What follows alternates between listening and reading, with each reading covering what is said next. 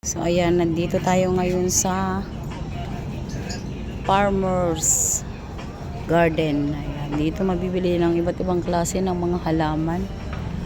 At tayo ay bibili ng cactus. Ayan, maghahanap tayo ng cactus. At ang liliit na bonsai.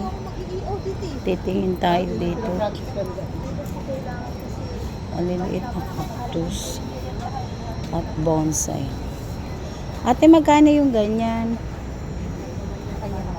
5K. May malilit pala kayo doon. Meron na daw. Ito. Wala yung mas malapad na ganyan. Dish pa dish. May mga cactus kayo? Wala. Ayan yung gagawin kasi nila ganyan. Nalagyan ng design. Kaso kailangan may mga cactus. Tsaka malapad dapat na ano. Gusto mo sila gagawin? Oo, sana. Pwede naman. May mga ganyang kami. Tapos kaya na lang mag-dish. Yung ano, cactus. Kailangan ng cactus. Lalagyan ng cactus. Tingin muna ako sa iba. May mga paso ba dito? Meron. Ah, meron. Sa kabila. Thank you. Balikan tayo. Oo. Ay, andun sa kabila yung hinahanap ko. Ayan, napakarami. Andito rin yung mga cactus.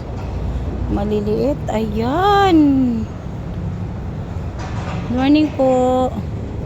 Ito yung mga cactus na mahirap yan mamatay.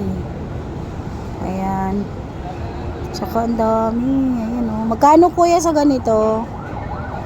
Cactus. Lalagay lang sa ano pang design. Oo. Ano ba tawag doon? Oo. Parang katulad dito. Pwede rin ganito, no? Oo, ganyan. Ayun si Kuya.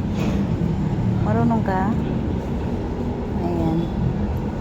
Tapos, wait lang, kuya. Ayun, oh. Napakadami dito. Ang dami.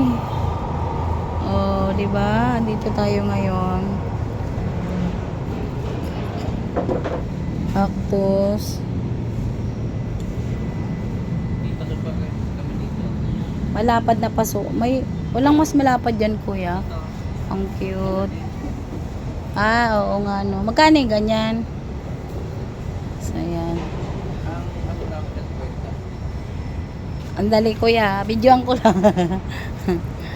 Ayan, oh. Ang cute. Tapos, ito yung cactus. Napakaganda. Ang liliit. Ayan. Kakaibang cactus naman to. Wow. Look at the price. 3,500. Anong pangalan ng cactus na to, kuya? Ito. Oh. 3,500. Look. Oh. Napakaganda. Ayan. Kakaiba sila. Bibili ako dito ng maliliit na cactus. Ganyan. Tapos gagawin na lang nila doon sa school. Ay, sa bahay. Ang mga kids. O, yan. Ito, hindi ko pa napuntahan lahat yan. Ayan. Ayan, yung bilihan ng mga paso. O, ang ganda. Hanggang dito. So, andito tayo ngayon sa Farmers Garden. Yung bilihan ng mga halaman. O, napakaganda rin, o. Kita nyo yung itsura ng garden, o. Ang ganda. So, ayan lang. So, bibili muna tayo ng iba't ibang cactus. Ayan, bye-bye. See you again on my next vlog.